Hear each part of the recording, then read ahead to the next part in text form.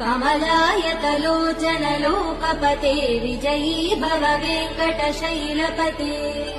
स चतुर्मुख षण्मुख पञ्चमुख प्रमुखाखिल दैवतमौलिमने शरणागत वत्सल सारनिधे परिपालय मां वृषशैलपते अतिवेलतया तव दुर्विषहैरनुवेल कृतप्रपराध सदैः हरितं त्वरितं वृषशैलपते परया कृपया परिपाहि हरे अधिवेङ्कटशैलमुदारमते जनताभिमतादिकदानरतात् परदेवदया गदितान् निगमै कमलादयितान् परं कलये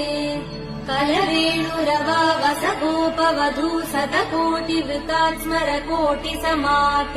प्रतिवल्लविकाभिमदात् सुपदात् वसुदेव